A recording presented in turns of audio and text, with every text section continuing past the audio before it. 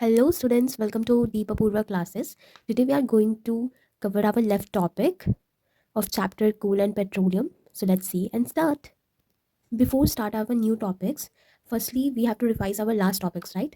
So so in our last topics we learned that what is coal, what is petroleum, how coal is formed, what are resources, how many types of resources, how coal is formed, how petroleum is formed, what are the types of coal, what is destructive distillation of coal, right? And what are the uses of coal and how petroleum is formed. So today we are going to cover our topic refining of petroleum. Before we start refining of petroleum, I revise the last topic that what is petroleum, how petroleum is formed, and how do we extract petroleum. Okay, so what is petroleum? Petroleum एक dark thick crude oil है, okay, जो अर्थ के मतलब जो ground के अंदर पाया जाता है, ठीक है. Petroleum is a mixture of hydrocarbon. Hydrocarbons are the compounds of hydrogen and carbons. Petroleum and हाँ, ये बहुत ज़रूरी है कि आप पेट्रोलियम एंड पेट्रोल में डिफरेंस समझें, because petroleum is a petroleum is not a petrol. Petrol is obtain from petroleum, okay. Petroleum is also called crude oil and mineral oil. So now how petroleum is formed.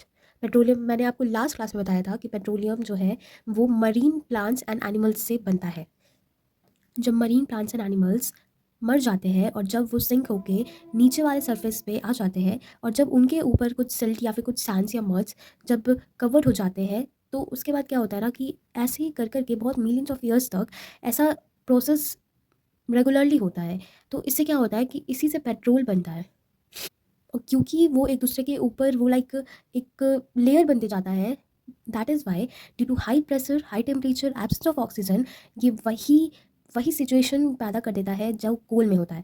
But यहाँ पे differences ये है कि कोल जो है वो only land vegetation से बनता है और पेट्रोलियम मरीन मतलब कि जो ओशियन या सीज में रहने वाले जो प्लांट्स और एनिमल्स होते हैं उनके डेड बॉडी से डिकम्पोज होकर बनता है. ओके, नाउ अब हम स्टार्ट करेंगे what is refining of petroleum. Okay, the crude petroleum oil is a complex mixture of solid, liquid and gases hydrocarbons. ये जो क्रूड पेट्रोलियम ऑयल है ये सॉलिड, लिक्विड और गैसेस हाइड्रोकार्बन्स का एक मिक्सचर है. Okay, it is not very useful to us as such. लेकिन ये बहुत ज़्यादा हमारे लिए बहुत ज़्यादा यूज़फुल नहीं है. जब तक ये पेट्रोलियम है ना, ये हमारे लिए बहुत ज़्यादा यूज़फुल नहीं है कोई स्पेसिफिक कामों के लिए. इसीलिए हम क्या करते हैं, हम इसे एक्सट्रैक्ट करने के बाद हम इसे प्योरीफाइड करते हैं, रिफाइन करते हैं, छानते हैं लाइक, ठीक है. So the process of separating crude petroleum oil into more useful fractions is called refining. The refining of petroleum or separation of petroleum into different fractions is based on the fact that the different fractions of petroleum have different boiling point ranges. जैसा कि हम जानते हैं कि petroleum ना बहुत सारी चीज़ों से बना हुआ होता है, okay.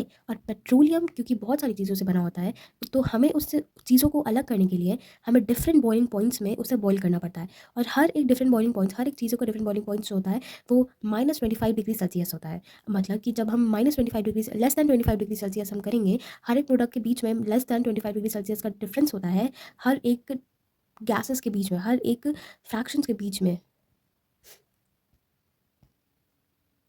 Refining of petroleum is carried out in an oil refinery. ये जो रिफाइनिंग और जो पेट्रोल को जब हम रिफाइन करते हैं, प्योरीफाई करते हैं, ये प्रोसेस ऑयल रिफाइनरी में होता है. अगर आप देख रहे होंगे तो मैं आपको पिक्चर में दिखाती हूँ ऑयल रिफाइनरी क्या होता है. आप देख सकते हैं ऑयल रिफाइनरी, यहीं पे पेट्रोलियम को हम रिफाइन करते हैं, प्योरीफाइड करते हैं. Okay, the crude petroleum oil extracted from oil wells is taken to the oil refinery through pipes. ये जो क्रूड पेट्रोलियम ऑयल होता है ना बेटा, ये जब एक्सट्रैक्ट होता है पेट्रोलियम, जब अर्थ से एक्सट्रैक्ट होता है पेट्रोलियम ग्राउंड से, तो ये ऑयल वेल्स से जब होता है ना एक्सट्रैक्ट, तो ऑयल रिफाइनरी में पाइप्स के द्वारा ये रिफाइन होता है. Okay, in the oil refinery crude petroleum oil is refined और separated into different useful fractions.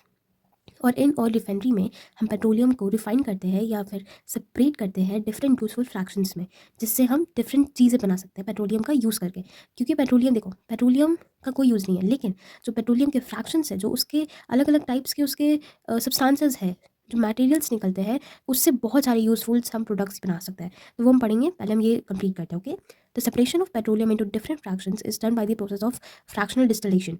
Petroleum का सेपरेशन जो होता है ना, वो अलग अलग जब हम उसे फ्रैक्शंस में डिवाइड करते हैं, उस प्रोसेस को फ्रैक्शनल डिस्टिलेशन कहते हैं. और फ्रैक्शनल डिस्टिलेशन एक ऐसा प्रोसेस है जिसमें हम डिफरेंट बॉइलिंग पॉइंट रेंजेस पे रख के पेट्रोलियम को, उसके बाद हम उससे अलग अलग टाइप्स के फ्रैक्शंस ऑफ पेट्रोलियम निकालते हैं. ठीक है, मैं आपको उसका एक सेकेंड मैं आपको उसका डायग्राम दिखाती हूँ. ये देखो, यहाँ से पेट्रोलियम क्रूड ऑयल आ रहा है, ओके। यहाँ से ये फर्नेस में वाटर, ये वेपर्स में कन्वर्ट हो जा रहा है क्रूड ऑयल। क्यों हम इसे वेपर में कन्वर्ट कर रहे हैं बच्चा? तो इसे हम वेपर में इसलिए कन्वर्ट कर रहे हैं कि ये इस सारे, क्योंकि हमें अलग अलग फ्रैक्शंस निकालना है और ये सारे फ्रैक्शंस कंडेंसेशन के प्रोसेस से लिक्विड में निकलेगा, तभी तो हम यूजफुल प्रोडक्ट्स बनाएंगे ना, इसीलिए। सो जब हम 4 डिग्री सेल्सियस पे इस इस पेट्रोलियम वेपर को रखेंगे तो हमारा फ्यूल ऑप्टेन होगा, ओके। फिर जब हम इसे 250 degree Celsius to 350 degree oil Celsius से सेल्सियस तक हम इसे बॉईल करेंगे, या आई मीन कंडेंसेस करेंगे, तो हमारा डीजल ऑप्टेन होगा। फिर 170 टू 250 डिग्री सेल्सियस ऑयल करके हम जब इस टेम्परेचर पे रखेंगे तो हमारा केरोसिन ऑप्टेन होगा, देन गैसोलीन होगा, फिर पेट्रोलियम होगा। इसी तरह से हम सारा फ्रैक्शंस डिस्टिलेशन इसे ही कहते हैं। मतलब पेट्रोलियम को हम अलग अलग फ्रैक्शन करके, मतलब पेट्रोलियम की के अंदर बहुत सारी चीज़ें हैं, उन चीज़ों को निकाल कर हम यूज़फुल प्रोडक्ट्स में यूज़ करते हैं। क्योंकि पेट्रोलियम अगर ऐसे ही हम यूज़ करें तो वो कोई भी मतलब स्पेसिफिक पर्पस के लिए वो यूज़ ही नहीं आएगा, मतलब ये अनयूज़फुल हो जाता है। इसीलिए हम उसका पहले रिफाइन करते हैं, प्योरीफाई करते हैं पेट्रोलियम को अलग अलग फ्रैक्शंस में, देन हम उससे यूज़फुल प्रोडक्ट्स यूज़ करते हैं, मतलब प्रोडक्ट्स बनाते हैं, ओके। सो अब हम देखेंगे कि जब हम पेट्रोलियम को डिफरेंट डिफरेंट बॉइलिंग पॉइंट्स में जब हम उसे बॉईल किए, आई मीन कंडेंस किए, और अलग अलग लिक्विड निकाले, अलग पेट्रोलियम का फ्रैक्शंस निकाले, तो कौन कौन सी जब जब हमारा फ्रैक्शंस निकला, okay, like petroleum gas, petrol, kerosene, paraffin x and बहुत सारा bitumen, lubricating, diesel, kerosene oils जब हमारा निकला, तो हम उससे अब कौन सारी यूज़फुल चीज़ें बना सकते हैं, हम इसके बारे में पढ़ेंगे। तो petroleum gas is use to fuel in homes and industry. Petroleum gas को हम होम्स में यूज़ कर सकते हैं, इंडस्ट्रीज़ में यूज़ होता है। Petroleum gas is use as a fuel as such और in the form of liquefied petroleum gas. जो पेट्रोलियम गैस है वो लाइक एलपीजी ही होता है, ठीक है, liquefied petroleum gas. Liquefied petroleum gas की तरह यूज़ कर सकते हैं पेट्रोलियम गैस को, फ्यूल की तरह एक यूज़ कर सकते हैं petrol. Petrol is use as a fuel in light motor vehicles as cars, motorcycle, scooters etcetera. Petrol is use as a solvent for dry cleaning, okay. जो पेट्रोल है ना, वो व्हीकल्स में आप देखे होंगे कि अगर आपके फादर के पास ट्रांसपोर्ट होगा, व्हीकल्स होगा, तो उसमें पेट्रोल डलाता है, राइट, एज अ फ्यूल, उससे मूव करने के लिए, उसे चलाने के लिए, ठीक है। और अगर आपकी मम्मा मतलब मदर वो अपने ड्रेसेस को ड्राई क्लीनिंग कराने देती होंगी, तो जो ड्राई क्लीनिंग क्या होता है ना, उस वो पेट्रोल से ही वो वॉश होता है, उसमें पानी का यूज़ नहीं होता, उसमें पेट्रोल का यूज़ होता है। उससे क्या होता है ना, उसमें शाइन आ जाती है, okay. So kerosene used as a fuel in wick stoves and pressure stoves to cook food. Kerosene जो है वो खाना पकाने में भी अर्ली ज़माने में, नहीं अभी भी बहुत मतलब हेल्प करता है, मतलब बहुत उसको पहले के ज़माने में तो उसी से खाना बनाते थे। Kerosene is also use in लालटेन्स, और लालटेन्स में भी यूज़ होता है केरोसिन, उसे जलाने के लिए for lighting purpose. A special grade of kerosene oil use as a fuel and jet aeroplanes. Jet aeroplanes में भी केरोसिन का बहुत बड़ा रोल प्ले करता है, और इसमें भी बहुत यूज़ आता है kerosene. So diesel is use as a fuel in heavy motor vehicles such as buses, trucks, tractors, diesels engines. Diesel is also used to run pump sets for irrigation in agriculture, and electric generator produce electricity on a small scale. Okay, so जो diesel है ना वो heavy motor vehicles जो होते हैं like truck, tractor, वो सब में डलाते हैं, क्योंकि उन्हें ज़्यादा चाहिए होता है, मतलब कि लाइक डीजल बहुत कम फ्रैक्शनल में ही हो जाता है ना कंडेंसेंस। और जो डीजल होता है वो ट्रेन इंजन्स में भी डलाते हैं। Diesel is also use to run pumps, okay. जो वो डीजल होता है ना वो जब इरिगेशन होता है एग्रीकल्चर में, मतलब जब हम एग्रीकल्चर करते हैं तो जब पानी हम देते हैं प्लांट्स को, तो उसमें पंप को जल्दी जल्दी रन करवाने के लिए हम डीजल का वहाँ पे भी यूज़ करते हैं as a electric generator, okay. Lubricating oil. Lubricant oil is used for lubrication in machines and engines like car engines. Okay, so अगर आपको पता होगा तो lubricating oil जो है वो लाइक का सब्सटेंस है, वो कुछ चिपचिपा सा ऑयल टाइप का होता है, ओके। जो पेट्रोलियम का फ्रैक्शन है, मतलब पेट्रोलियम का ही एक सब्सटेंस ऑप्टेंट है, जो मशीन्स और इंजन्स में यूज़ होता है उसको स्मूथ चलाने के लिए, okay. Paraffin wax. Paraffin wax is use for making candles, vaseline, ointments, wax paper and grease. जो पैराफिन वैक्स होता है ना, जो भी हम लोग ठंडे में वैसलीन यूज़ करते हैं, या फिर जब लाइट कट जाती है तो कैंडल्स यूज़ करते हैं, ऑइंटमेंट्स, वैक्स पेपर, ये सारी चीज़ें पैराफिन वैक्स की प्रोडक्ट्स हैं, okay. Bitumen use for road surfacing. It is also used for waterproofing the roofs of building. Bitumen is used in black paints. Road में जो like paint होता है ना, that is bitumen. It is also water proofing of the roofs of the building. Buildings में जो water proof roofs लगाए जाते हैं कि पानी अगर आता भी है तो वो भीगेगा नहीं, तो वो बिटुमेन का ही, बिटुमेन उसमें बहुत ज़्यादा यूज़ होता है, मतलब बिटुमेन जो है वहाँ पे लाइक लेयर टाइप्स लगाया जाता है. बिटुमेन से use in black paints, black paints में भी बिटुमेन यूज होता है. Please note that fuels such as petroleum gas, petrol, kerosene, and diesel are also fossil fuels because they are obtained from a major fossil fuel called petroleum. ये note कर लो कि जो petroleum gas है, petrol है, kerosene है, diesel है, fossil, ये सारी फॉसिल फ्यूल्स है क्योंकि ये पेट्रोलियम के प्रोडक्ट्स है। ओके, क्योंकि ये सारे पेट्रोलियम से बने हैं। The most common fuel use in humans is liquefied petroleum gas और एलपीजी। ओके, हमारे सब घरों में जो गैस यूज़ होता है दैट इज़ एलपीजी। जो गैस सिलेंडर में एलपीजी होता है, liquefied petroleum gas. Petroleum gas which have been liquefied under pressure is called liquefied petroleum gas. वो पेट्रोलियम गैस जो बहुत ज़्यादा हाई प्रेशर की वजह से लिक्विफाइड हुआ हो उसे हम लिक्विफाइड पेट्रोलियम गैस कहते हैं। Okay, the liquefied petroleum gas और LPG consist mainly of butane.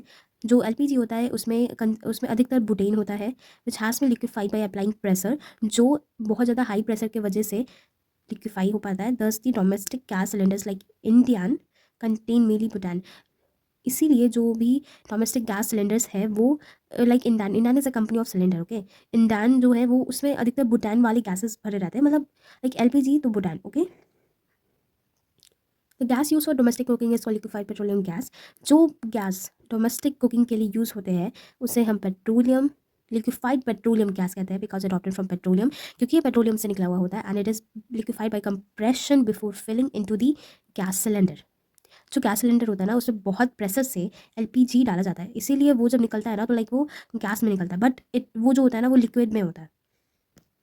जो एलपीजी गैस डाला जाता है सिलेंडर्स में वो लिक्विड में होता है और उसे बहुत ज़्यादा हाई प्रेशर में कंप्रेस करके गैस के सिलेंडर के अंदर फिल किया जाता है। ओके, इसीलिए जब हम नॉब को ऑन करते हैं गैस सिलेंडर का तो वो बहुत हाई प्रेशर जब रिलीज़ होता है तो एलपीजी जो होता है वो गैस में कन्वर्ट हो जाता है। This gas goes into the burner of LPG stove when a lighted match stick is applied to the burner and the gas burns with a blue flame producing a lot of heat. Okay, तो जब हम match stick को जब हम burner में like जलाते हैं तो उससे आप देखे होंगे कि ब्लू फ्लेम प्रोड्यूस होता है। ठीक है, तो हम कह सकते हैं ना कि जो लिक्विफाइड पेट्रोलियम गैस होता है वो जलने पे बर्न होने पे लाइक उसका ब्लू कलर होता है। Okay, LPG is a good fuel because of its following advantages. LPG good fuel क्यों है ये हम अभी पढ़ते हैं। एलपीजी बर्न्स ईजिली, एलपीजी बहुत जल्दी चल जाता है इसीलिए वो बहुत अच्छा फ्यूल कहलाता है। LPG as a high calorific value, उसका बहुत कैलोरिफिक वैल्यू बहुत हाई होता है। Due to this a given amount of LPG produce a lot of heat. इसीलिए जो एलपीजी बहुत ज़्यादा हीट प्रोड्यूस करता है। LPG burns with a smokeless flame and hence does not cause air pollution. ये जो एलपीजी है वो स्मोकलेस है, मतलब कि अगर आप जब बर्नर जलाते हो अपने गैस चूल्हा का तो आपने कभी देखा उससे स्मोक निकलते हुए? कभी नहीं, उससे कभी भी धुआं नहीं निकलता है, इसीलिए ये एयर पॉल्यूशन भी काउज नहीं करता है। LPG does not produce any poisonous gases on burning. Burning के समय वो कोई भी पॉइजनस गैस प्रोड्यूस नहीं करता है LPG. LPG does not leave behind any solid residue on burning. जलने पे एलपीजी कोई भी अपना आखिरी मतलब कोई भी लेफ्ट जो रेसिड्यू होता है ना लास्ट का वो भी नहीं छोड़ता है। अब चलो नेचुरल गैस पढ़ते हैं, हम न्यू टॉपिक में आते हैं natural gas. Natural gas consist mainly of methane with small quantities of ethane and propane. Natural gas mainly ethane और प्रोपेन और मिथेन से बना हुआ होता है। In fact natural gas contains about 95% methane. यहाँ तक कि जो मिथेन है वो 95% होता है and the remaining ethane और प्रोपेन, और जो 5% होता है ना वो इथेन और प्रोपेन होता है। Natural gas occurs deep under the crust of the earth either alone और along with oil above the petroleum deposit. अभी मैंने लास्ट वीडियो में बताया था आपको कि जहाँ भी आपको क्रूड ऑयल मिलेगा, आई मीन पेट्रोलियम जहाँ भी डिपॉजिट होगा वहाँ पे नेचुरल गैस प्रेजेंट होता है। हाँ, ऐसा बहुत सारे केसेस में होता है कि जहाँ पे नेचुरल गैस प्रेजेंट होता है वहाँ पे पेट्रोलियम डिपॉजिट नहीं होता है, लेकिन ऐसे अधिकतर केसेस में जहाँ पे पेट्रोलियम होता है, मतलब जहाँ पे नेचुरल गैस होता है वहाँ पे पेट्रोलियम होता ही होता है। दस सम Wales dug into the earthing produce only natural gas, whereas others produce natural gas as well as petroleum oil. Natural gas is formed under the earth by the decomposition of vegetable matter lying underwater. पानी के अंदर जो भी सब्जियां line करती हैं वो सारे अर्थ के अंदर डिकम्पोज होकर नेचुरल गैस फॉर्म करते हैं। The decomposition is carrying out by anaerobic bacteria in the absence of air. और ये जो डिकम्पोजिशन होता है ना ये एनारोबिक बैक्टीरिया के थ्रू होता है in the absence of air. Just like coal and petroleum, जैसा कि कोल पेट्रोलियम होता है वैसे ही नेचुरल गैस भी बिल्कुल वैसे ही बनता है, वही सिचुएशन होता है। फिर से मैं रिपीट कर रही हूँ, high pressure, high temperature, absence of oxygen with the action of anaerobic bacteria. Okay, so coal petroleum natural gas ये सारे फॉसिल फ्यूल्स हैं। India's has vast reserves of natural gas in India. Natural gas has been found in natural gas अधिकतर found होता है, मतलब मिलता है Tripura, Rajasthan, Maharashtra and in Krishna Godavari delta. When natural gas is compressed by applying pressure, जब natural gas high pressure डालने पे जब वो दब जाता है, कन्वर्ज हो जाता है, कंप्रेस हो जाता है, सो इसे हम कंप्रेस्ड नेचुरल गैस कहते हैं, which is written in short form, जिसका फुल फॉर्म है CNG, compressed natural gas. In fact natural gas is stored under high pressure, compressed natural gas और CNG, it becomes easier to store. और ये क्योंकि press हो जाता है, तो अगर अगर बहुत छोटा स्पेस है, ओके, उसमें हम अगर हाई प्रेशर पे कंप्रेस करके रख दे तो बहुत वो कम स्पेस लेता है, तो इससे वो अच्छे से स्टोर भी हो जाता है, ट्रांसपोर्ट भी हो जाता है, okay. And the use of natural gas in the form of CNG gas is called a clean fuel because it burns without producing any smoke and does not cause air pollution. CNG को हम clean fuel भी कहते हैं क्योंकि ये जब burn होता है तो ये कोई भी स्मोक प्रोड्यूस नहीं करता है और इससे एयर पॉल्यूशन भी नहीं होता है। Advantage of using natural gas और कंप्रेस नेचुरल गैस CNG। अब हम कुछ natural gas compress natural gas के कुछ हम एडवांटेज पढ़ेंगे।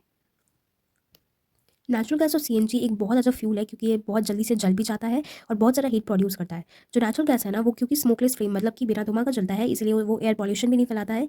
It also does not produce any, और ये जलने पे कोई भी पॉइजनस गैस प्रोड्यूस नहीं करता है। Natural gas does not leave behind any solid residue. अभी मैंने बताया कि जो नेचुरल गैस है वो कोई भी लास्ट लेफ्ट रेसिड्यू नहीं छोड़ता है, okay. Natural gas is therefore clean fuel, इसीलिए नेचुरल गैस को एक क्लीन फ्यूल कहा जाता है सारे अदर फॉसिल फ्यूल से। क्योंकि क्यों क्यों कहा जाता है इसे क्लीन फ्यूल सारे अदर फॉसिल फ्यूल से? क्योंकि ये कोई भी रेसिड्यू नहीं छोड़ता है, ये स्मोकलेस होता है, does not cause air pollution, okay.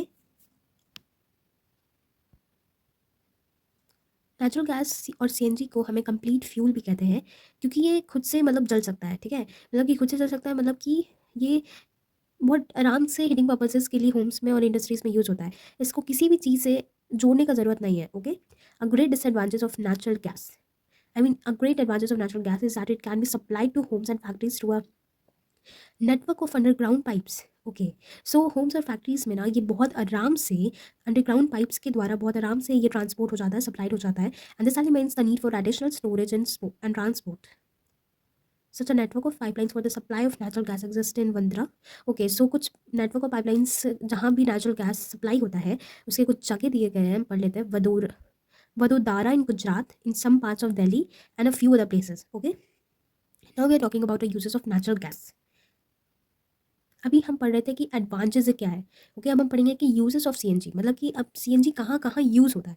सो क्योंकि वीडियो ज़्यादा बड़ा नहीं बनाना है, इसलिए मैं आपको शॉर्ट फॉर्म में समझाती हूँ, ओके। नेचुरल गैस जो है ना, वो इंडस्ट्रियल और आराम से घरेलू काम के लिए भी यूज़ होता है, फ्यूल के like a fuel, okay. Natural gas जो है ना, वो थर्मल पावर के लिए भी फ्यूल स्टेशंस में यूज़ होता है, like for generating electricity thermal power जैसा काम करता है, okay. What is the meaning of thermal power? Thermal power मतलब हीट, जब हम उसे किसी चीज़ को हम हीट में बर्न करते हैं, okay, that is called thermal power. So ये इलेक्ट्रिसिटी जनरेट करता है। Compressed natural gas CNG is being used in increasingly as a fuel in transport vehicles. Transport vehicles में CNG का बहुत ज़्यादा यूज़ होता है, like car, buses etcetera, in place of petrol and diesel. Diesel और petrol की जगह CNG is a good alternative to petrol and diesel in vehicles because it is a cleaner fuel and does not and diesel in vehicles because it is a cleaner fuel and does not cause much air pollution. अगर आपने सुना होगा तो ताजमहल आगरा में, right, सो वहाँ पे सारे लोग CNG यूज़ करते हैं, डीजल और पेट्रोल नहीं। क्यों? क्योंकि जो CNG है ना, वो स्मोक नहीं प्रोड्यूस करता है, जिससे कि मतलब क्या हो रहा था ना कि कुछ समय से जब से बहुत ज़्यादा एयर पॉल्यूशन होने लगा डीजल और ये पेट्रोल की वजह से, तो जो ताजमहल था ना वो पीला पड़ने लगा था। इसीलिए वहाँ के जो लोग थे, वो जो कम्युनिटी था जिसके थ्रू ताजमहल मतलब देखभाल करता था, तो उन्होंने क्या कहा कि अब जितने भी कार्स बसेस होंगे वो CNG यूज़ करेंगे, जिससे बहुत ज़्यादा पॉल्यूशन सिटीज़ में नहीं फैलेगा और जो हमारा मॉन्यूमेंट है ताजमहल, वो वैसा का वैसा ही रहेगा। CNG सिलेंडर CNG सिलेंडर्स में भी यूज़ होता है, okay. Natural gas is use as a source of hydrogen gas. जो नेचुरल गैस है वो एक हाइड्रोजन गैस का सोर्स की तरह भी यूज़ होता है फर्टिलाइजर्स में। When natural gas is heated strongly the methane present in it decomposes to form carbon and hydrogen. जब नेचुरल गैस को हम बहुत स्ट्रांगली हीट करते हैं तो उसमें जो मीथेन प्रेजेंट होता है वो कार्बन और हाइड्रोजन में डिकम्पोज हो जाता है, मतलब अलग अलग हो जाता है। This hydrogen is then use to manufacture fertiliser. फिर इस हाइड्रोजन को फर्टिलाइजर को मैन्युफैक्चर करने में फर्टिलाइजर्स को मैन्युफैक्चर करने में यूज़ किया जाता है। Natural gas is used as a starting material for this manufacture of a number of chemicals which are called petrochemicals, okay. Natural gas is use as the starting material. Natural gas को शुरू से ही बहुत सारे chemicals को manufacture मतलब बहुत सारे numbers of chemicals को मैन्युफैक्चर करने में यूज़ होता था, like some are called petrochemicals. So now the next topic, Okay, so next topic is petrochemicals. Many useful chemicals or substances are obtained from petroleum and natural gas. Natural gas और petroleum से बहुत सारे useful chemicals निकलते हैं, okay, हमें मिलते हैं. जो केमिकल्स हमें पेट्रोलियम और नेचुरल गैस से मिलते हैं उसे हम पेट्रोकेमिकल्स कहते हैं. कुछ पेट्रोकेमिकल्स के एग्जाम्पल्स हैं: methyl alcohol, ethyl alcohol, formaldehyde, acetone, acetic acid, ethylene, benzene, toluene, vinyl chloride, and hydrogen. Petrochemicals are very important because they are used to manufacture a wide range of useful materials. Petrochemicals बहुत ज़रूरी है क्योंकि इसे हम बहुत सारी ऐसी बड़ी बड़ी चीज़ों के लिए चीज़ों के मैन्युफैक्चर के लिए यूज़ करते हैं, जैसे कि डिटर्जेंट्स, सिंथेटिक फाइबर्स, ये सारी हमारी बेसिक चीज़ें हैं. इसके बिना हम जी नहीं सकते. जैसे कपड़े धोने के लिए डिटर्जेंट, सिंथेटिक फाइबर हम पहनते हैं, लाइक पॉलिएस्टर, नायलॉन, आर्गेनिक. अगर आपने केमिस्ट्री के सिंथेटिक फाइबर वाले चैप्टर को पढ़ा होगा तो उसमें था कि हम पेट्रोलियम का यूज़ करते हैं सिंथेटिक फाइबर्स बनाने के लिए. हम प्लास्टिक बनाने के लिए यूज़ करते हैं पेट्रोलियम का, right? So polyesters like polyesters, nylon, acrylic, etc. Plastics such as polythene, polyvinyl chloride, bacalite, etc. Synthetic rubber, drugs, dyes, perfumes, fertilizers, insecticides, explosives, etc. Hydrogen gas is obtained as a petrochemical from natural gas. Natural gas से petrochemical की तरह hydrogen gas release होता है, obtain होता है. Okay, hydrogen gas is obtain from natural gas. जो hydrogen gas है वो हमें नेचुरल गैस से मिलता है. It's use as a manufacture of fertilizer. जो फर्टिलाइजर की तरह यूज़ हम करते हैं, such as ammonia, nitrate and urea. Thus petroleum is not only a source of fuels but also provides raw materials. ये जो पेट्रोलियम है ना, ये सिर्फ फ्यूल्स की तरह नहीं बल्कि कुछ रॉ मटेरियल्स भी प्रोवाइड करती है in the form of petrochemicals. Okay, to manufacture a large number of useful substances. बहुत large number of useful substances को मैन्युफैक्चर करने के लिए. Due to its great commercial importance petroleum is also called black gold. और क्योंकि ये बहुत सारी चीज़ें बनाती है तो इसे हम ब्लैक गोल्ड कहते हैं. आपको पता है, अपने अभी हमने जितना भी पढ़ा, ओके, हमने देखा कितना सारा चीज़ जो है वो पेट्रोलियम में डिपेंड है. लाइक यहाँ तक कि हमारा जो बेसिक चीज़ें हैं वो भी पेट्रोलियम पे डिपेंडेंट है. तो इसीलिए हम इसे ब्लैक गोल्ड पेट्रोलियम को कहा गया है. Okay, so our next topic is energy resources of Earth are limited. Most of the energy that we use today comes mainly from the three exhaustible resources of the Earth. अधिकतर जो भी energy हम अपने अभी आज के जीवन में यूज़ करते हैं वो अधिकतर एग्जॉस्टेबल रिसोर्सेज है, like coal, petroleum and natural gas. Okay, the amount of coal, petroleum and natural gas present in earth is limited. जो भी कोल, पेट्रोलियम और नेचुरल गैस हमारे अर्थ में प्रेजेंट है उसका जो अमाउंट है वो जितने भी है वो लिमिटेड है. अभी हम पढ़े एग्जॉस्टेबल रिसोर्सेज क्या होते थे, जो लिमिटेड थिंग्स है. Okay, the known reserves of coal, petroleum and natural gas which last only for about 100 years. Coal, petroleum और जो नेचुरल गैस है अब बस 100 साल तक ही और वो चल सकता है. ठीक है, मतलब जाना जाएगा, सिर्फ अगले 100 साल तक ही जाना जाएगा. Okay, once the present stock of coal, petroleum and natural gas present in the earth gets exhausted. Okay, so अभी जो कोल, पेट्रोलियम और नेचुरल गैस प्रेजेंट है, अगर वो खत्म हो गया, पूरा खत्म हो गया, स्टॉक हो गया, तो वो एग्जॉस्ट हो जाएगा हमारे अर्थ से, मतलब गायब हो जाएगा. No new supplies of these fossil fuels will be available to us in the new future. जो हमारा आने वाला फ्यूचर है ना, उसमें फॉसिल फ्यूल्स का सप्लाईज भी बंद हो जाएगा, because it takes millions of years to convert the dead organism into foods in the future. मैंने स्टार्टिंग के ही चैप्टर में आपको पढ़ाया था कि जितने भी एग्जॉस्टिबल रिसोर्सेज हैं, कोल, पेट्रोलियम और नेचुरल गैस, जितने भी हमारे फॉसिल फ्यूल्स हैं, उसको फिर से रिन्यू करने में, फिर से बनाने के लिए बहुत सारा मिलियंस ऑफ ईयर्स लगता है. Okay, so fossil fuels should be use with care, caution and not wasted at all, so that. तो इसीलिए हमें जो फॉसिल फ्यूल्स है उसे अच्छे से यूज़ करना चाहिए, उसको ज़्यादा वेस्ट नहीं करना चाहिए. ओके, इसीलिए हम फॉसिल फ्यूल्स को बचा सकते हैं बहुत लंबे समय तक. Okay, moreover the burning of fossil fuels is a major source of air pollution. लेकिन अधिकतर जो जब भी फॉसिल फ्यूल्स हम बर्न करते हैं तो ये बहुत बड़ा एयर पॉल्यूशन का सोर्स बन जाता है. The use of fossil fuels is also link to global warming. Fossil fuel का यूज़ ग्लोबल वार्मिंग से लिंक्ड है, मतलब क्योंकि फॉसिल फ्यूल्स बहुत ज़्यादा स्मोक प्रोड्यूस करता है.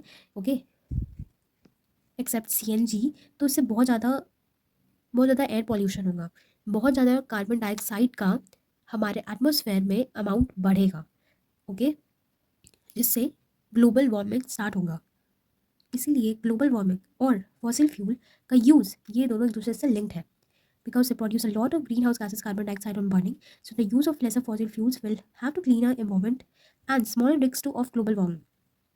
इसलिए फॉसिल फ्यूल्स का कम यूज़ करने पे हम ग्लोबल वार्मिंग के रिस्क को कम कर सकते हैं और हमारे इन्वायरमेंट को क्लीन रख सकते हैं. From the above discussions we conclude that we should use fossil fuels only when absolutely necessary. Because हम ऊपर के डिस्कशन से क्या समझे कि हमें फॉसिल फ्यूल्स को तभी यूज़ करना चाहिए जब हमें उसकी ज़रूरत हो, उसे एक्स्ट्रा यूज़ नहीं करना चाहिए। तो अगर हम फॉसिल फ्यूल्स को सिर्फ अपनी ज़रूरतों को पूरा करने के लिए यूज़ करें तो क्या होगा हम ये देखेंगे। It will ensure the availability of fossil fuels for a longer period of time. Fossil fuel ज़्यादा लंबे समय तक हमारे पास रहेगा, एग्जॉस्ट नहीं होगा। It will reduce air pollution and lead to clean environment. ये एयर पॉल्यूशन को कम रखेगा और क्लीनर इन्वायरमेंट पैदा करेगा। It will reduce the risk of global warming, और ग्लोबल वार्मिंग के रिस्क को भी ये कम करेगा। Please note that fossil fuels such as coal, petrol और natural gas can not be prepared in the laboratory from dead organism. ये note कर लो कि जो भी कोल, पेट्रोलियम और नेचुरल गैस, ये सारी चीज़ें लैबोरेटरी में डेड ऑर्गेनिज से बन नहीं सकती है। ये सिर्फ नेचुरली बन सकती है अर्थ क्रस्ट के अंदर। Okay, this is because the formation of fossil fuels is very very very long process. इसीलिए ये जो फॉसिल फ्यूल्स का प्रोसेस है ना, ये बहुत लंबे समय उसमें लगता ही है, मिलियंस ऑफ ईयर्स लग जाता है। And the condition for their formation can not be created in the laboratory. इसीलिए इसे हम लैबोरेटरी में क्रिएट नहीं कर सकते हैं। How to save petrol and diesel. अब हम पेट्रोल और डीजल को कैसे बचा सकते हैं, अब हम ये पढ़ते हैं। पेट्रोल और diesel are the two main fuels which are used for driving vehicles को ड्राइव करने के लिए पेट्रोल और डीजल बहुत मेन फ्यूल है, राइट। हम जितने भी व्हीकल्स है सब में पेट्रोल और डीजल डलाता है एज अ फ्यूल, उसको ड्राइव करने के लिए, मूव करने के लिए। Okay, we should make every effort to avoid the wastage of these precious fuels. हम बहुत एफर्ट्स लगा रहे हैं इस वेस्टेज ऑफ प्रीशियस फ्यूल्स को अवॉइड करने के लिए। In India the petroleum conservation research association, India में ये जो PCRA है, ये पीपल को एडवाइस किए कि हम कैसे पेट्रोल और डीजल को बचा सकते हैं। The various steps for minimising the wastage of petrol and diesel when driving vehicles are solve. तो कुछ पॉइंट्स हैं कि हम कैसे पेट्रोल और डीजल को बचा सकते हैं। Drive the vehicle at a constant and moderate speed as far as possible. अपने व्हीकल को एकदम कॉन्स्टेंट और मॉडरेट स्पीड पे ड्राइव करो, मतलब not so high and not so low, एकदम normal. Okay, switch off the vehicles engine at traffic. जब traffic light होता है या फिर बहुत ज़्यादा ट्रैफिक हो जाता है तो उस टाइम अपना व्हीकल को ऑफ कर दो, जिससे इंजन नहीं चलेगा। ओके, सो अगर इंजन बंद रहेगा तो जो हमारा फ्यूल है वो भी कम खर्च होगा, right. Ensures correct air pressure in tyres of the vehicle. Low tyre pressure consumes more fuel. अगर टायर में एयर प्रेशर ज़्यादा रहेगा तो व्हीकल आराम से चलेगा और फ्यूल कम यूज़ होगा। लेकिन अगर टायर में जो एयर है वो लो होगा तो इससे प्रेशर ज़्यादा बढ़ेगा और फ्यूल भी ज़्यादा कंज्यूम होगा। Ensure regular maintenance of the vehicle including engine tuning. हमें हर टाइम व्हीकल का मेंटेनेंस कराना चाहिए रेगुलर टाइम से, जिससे इंजन भी ठीक कराना चाहिए रेगुलर टाइम से। ओके, तो ये सारे पॉइंट्स थे हमारे मिनिमाइज पेट्रोल और डीजल का यूज़ को, वेस्टेज के यूज़ को मिनिमाइज़ करने का। ये सारे हमारे पॉइंट्स थे। सो क्योंकि हमारे सारे टॉपिक्स क्लियर हो गए हैं, so thank you so much for watching this video.